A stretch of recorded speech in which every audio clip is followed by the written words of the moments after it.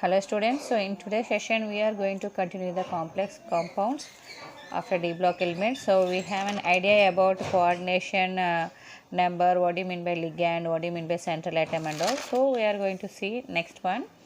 This is ambidentate ligand. Okay, ambidentate ligand is a monodentate ligand. It can bind through different atoms to the central atom. Okay, that means it can donate a pair of electrons through different atoms to the central metal atom. So it can be a ligand can donate a pair of electrons to the central metal atom in two different ways. So look at this example. By seeing this example you can understand. So Cn is going to donate an electron pair to the central metal atom. So look at here children. So here Cn, in this the carbon is going to donate electrons to the metal atom. In another case, nitrogen is going to donate electron pair to the metal atom. So it can coordinate through either carbon or nitrogen. Okay, it can coordinate through either carbon or nitrogen. So when it is going to coordinate with the carbon, then it is called cyanido. So when it is going to coordinate with the metal through nitrogen, then it is called isocyanido. The name should be like this.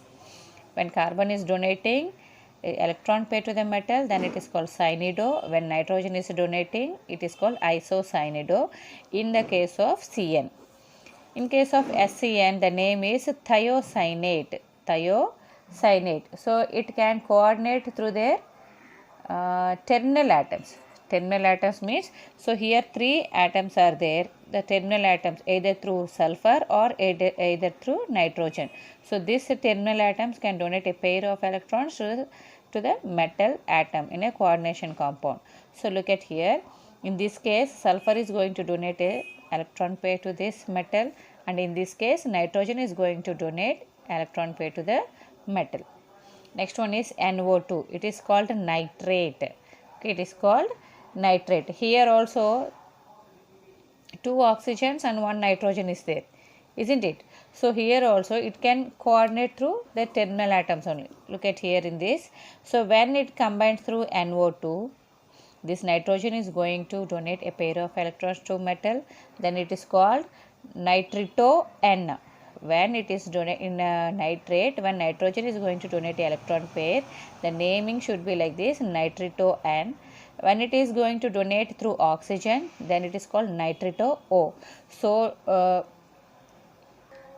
don't get any confusion. Later we are going to learn the nomenclature and all. Just to get an idea, I have given here.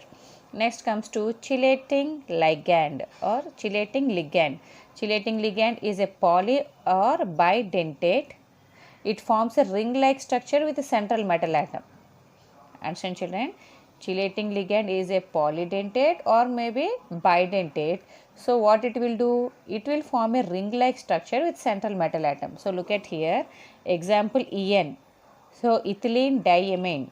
Okay, ethylene diamine, the structure will be like this.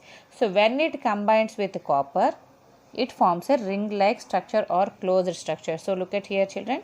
So copper is at the central position and ethylene diamine. Okay, two diamines, two ethylene diamines. This is one and this is one. So NH2, CH2, CH2, NH2.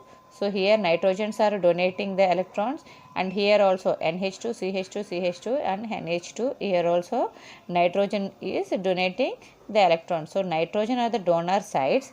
It is represented as it is donating electrons to the copper central metal atom. We are showing the arrow mark like this towards the copper atom. Understand why? Means this is gaining the electrons from the nitrogen.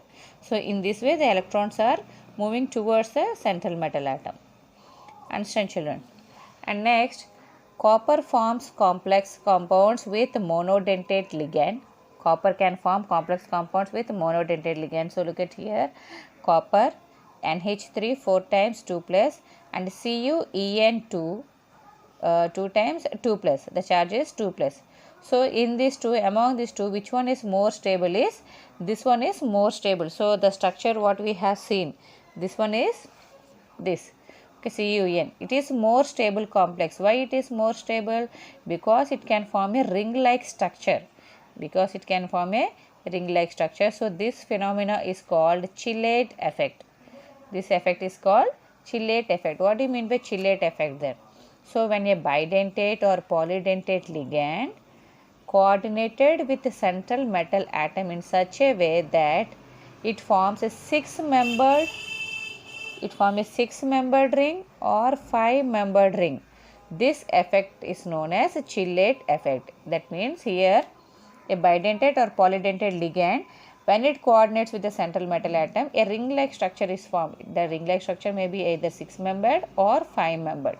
So that effect is called chilate effect. Understand, children? And next comes to double salts. What do you mean by double salts? So we are comparing the comparison of coordinate compounds and double salts. So what do you mean by double salts? Double salts is nothing but two salts will be present. So here I have given some examples. KCl, MgCl2, 6H2O, which is also known as carnallite. And here, which is very important, FeS, they may be asked Morse salt. It is called Morse salt. They may be asked formula. Ferrous sulfate, NH4 twice, SO4, 6H2O, and KAl, SO4 twice, 12H2O. This is called potash alum. This is called Morse salt, and this one is called carnallite. Among these three, this one is more important, which is used in your practical, that is volumetric analysis. We are going to use Morse salt. So among these three, children, which one is more common? Among these three salts, the three salts are having same anions. The three salts are having same anions. So SO4 is present. So look at here. Yes. And comes to what do you mean by double salts? So double salts is nothing but whenever it mixed in water, whenever it dissolves in water, it completely ionizes. Okay, it ionizes completely in the solution. A double salt is a salt which completely ionized in the solution. So look at here, example KCl, MgCl to 6H2O. When we mix in a solution, it forms it cations and anions. See, K plus, Cl minus, Mg2 plus, H plus and OH minus, etc.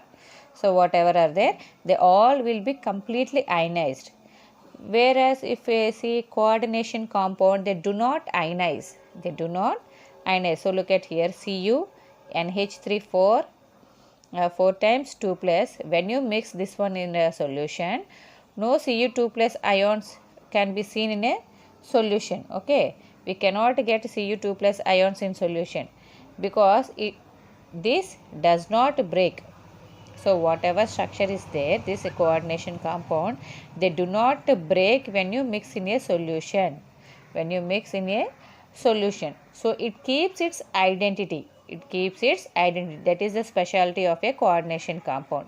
So when you mix in a solution also, they do not break, and moreover it keeps its identity. Next comes to counter ion. Counter ion. What do you mean by counter ion? The ions present outside the sphere. The ions which are present outside the coordination sphere are called counter ion. Example, see, look at here, K3FeCN 6 times, and here another example, CONH3 6 times, Cl3. So in this, what I said, what do you mean by counter ion, children? The ions which are present outside the sphere. So here K3 and here Cl3. Okay, this one is counter ion and this one is coordination complex. Okay, coordination complex. The counter ion can be ionized. The counter ion can be ionized. What do you mean by counter ion? The ions which are present outside the sphere are called counter ions. These counter ions can easily ionizable, whereas coordination complex, they cannot ionizable.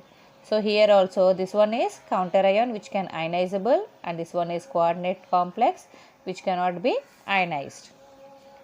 In a solution, when you mix, so remember here, this is also a coordination compound.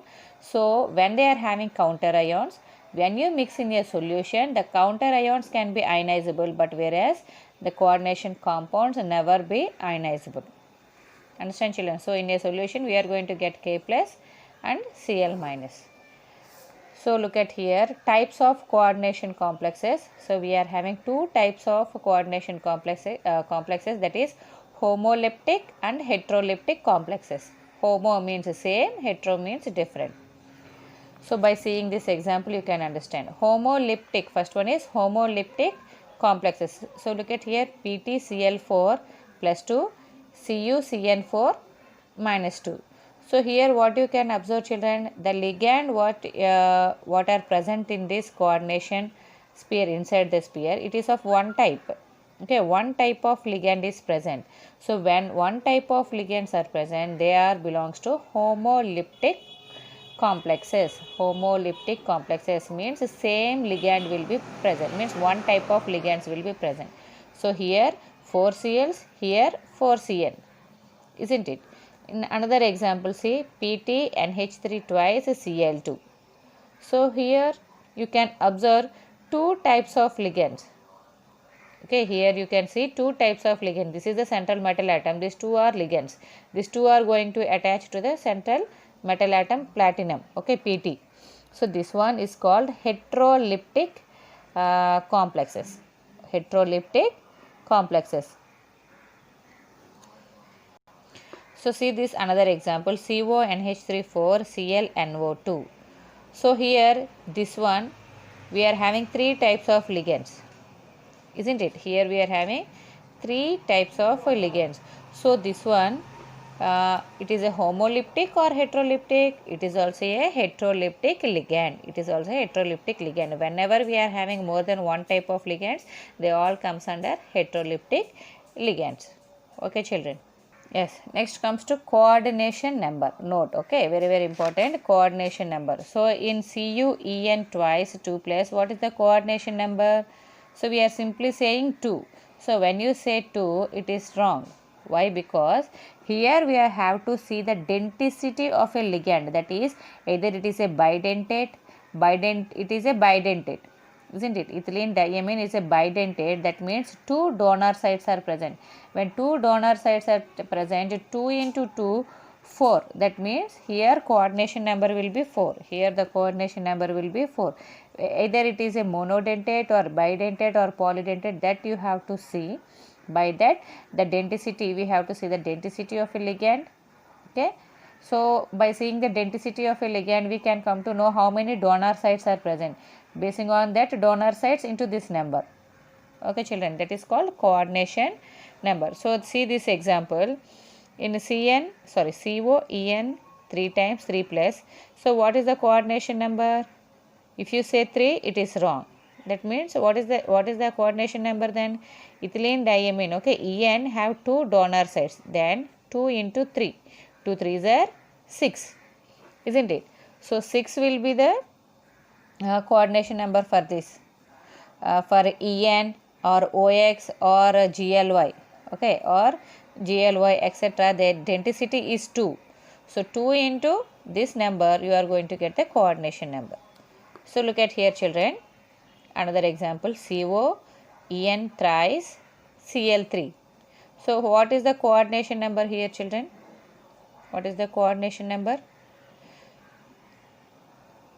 Here the coordination number is 6. Why it is 6? Here also 3 are there, but this Cl3 is present outside the sphere. So when it is present outside the sphere, it is considered as a counter ion and it is not a ligand. Okay, it is a counter ion and not a ligand. So counter ion, we are not going to calculate their coordination number. Only inside the sphere what ligands are present, their coordination number only we have to find. So in ethylene diamine En, its donor sites are 2, so 2 into 3, coordination number is 6.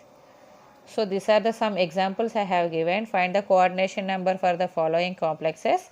So this you have to find. This one is your homework. And next comes to oxidation number. So you have studied I think in your first year, what do you mean by oxidation number? That number of electrons donated or accepted or shared, it gives its oxidation number, isn't it?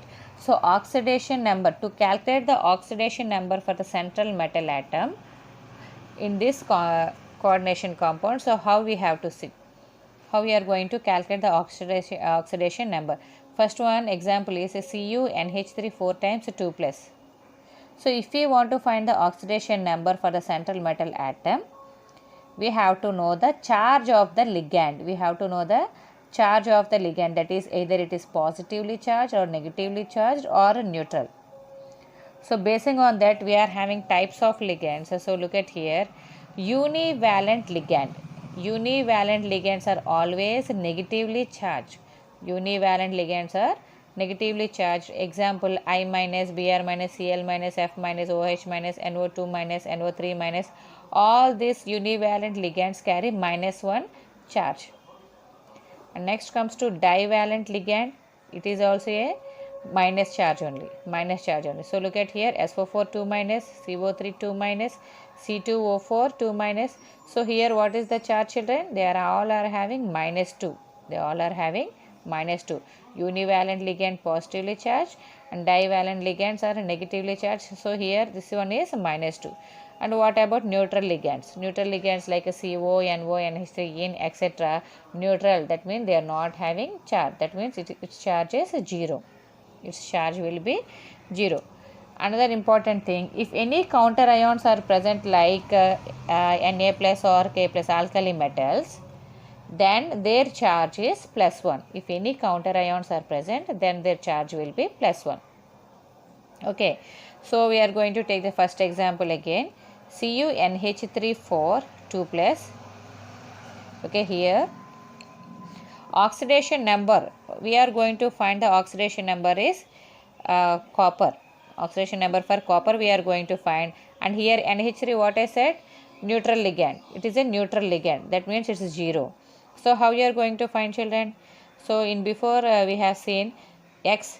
Okay, what we are going to find, that will be X. So X plus, you have to keep for everything between this whatever things we are going to add, there should be we have to keep plus how many ligands are present? 4 into its charge. What is the charge? 0 equal to this one is equal to the charge, whole charge equal to +2. Okay, so x into, so x plus 4 zeros are 0, so x equal to +2. So here the oxidation number is 2. For copper is 2.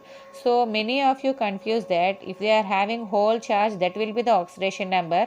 In most of the cases they will be get same oxidation number, but in most of the some of the cases the oxidation number will be changed. So that is why you have to do this process. Never skip to do this process. If you skip, you are going to get a wrong answer. Understand, children? So most of us, what we will do, we will think this is the oxidation number, but this is in some cases same oxidation number we are going to get, but in some cases it may be different.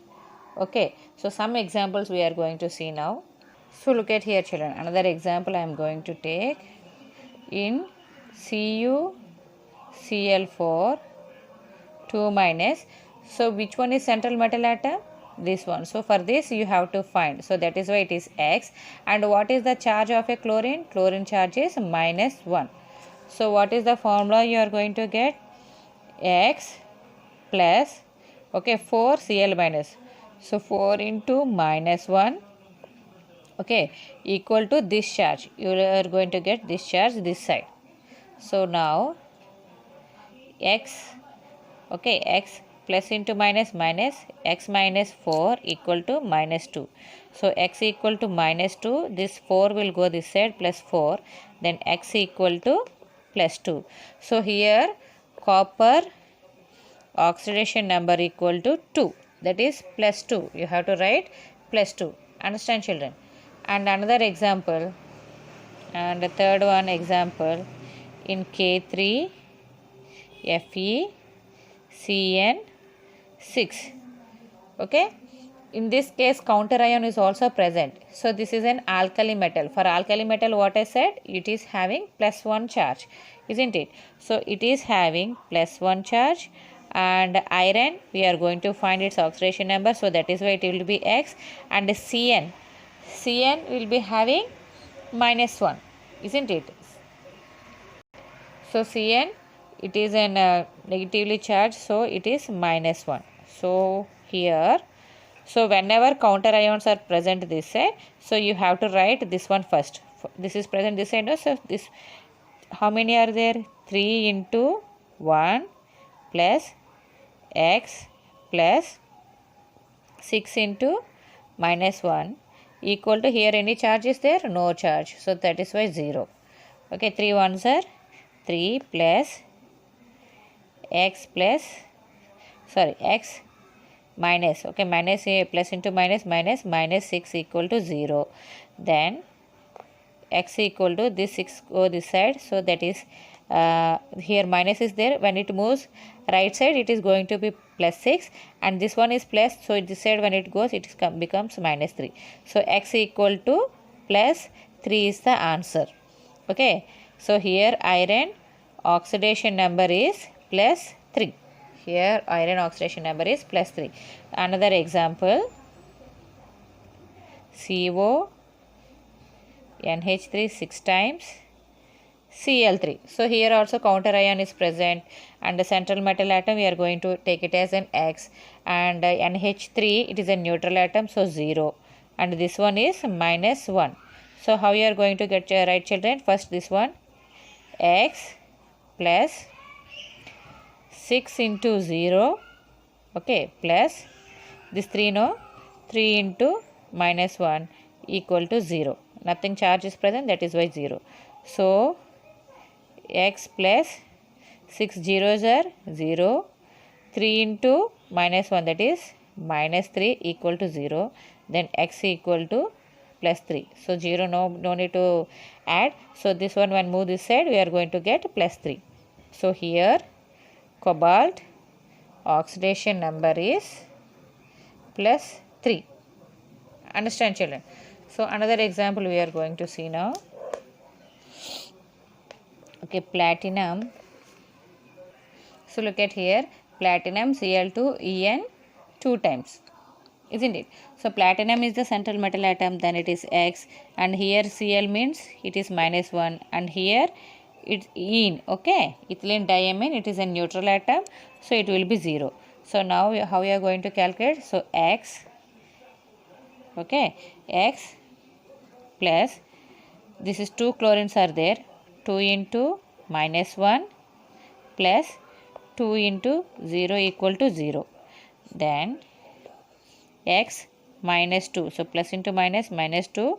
2 zeros are 0, isn't it? So 0. So x equal to plus 2. So here platinum oxidation number is plus 2. So I hope you understand how to calculate the oxidation number of a central metal atom. Okay. So before we have to know the types of ligands, either they are univalent ligand, divalent ligand, or neutral ligands, isn't it? Univalent, divalent, they will be negatively charged, and neutral atom will be no charge.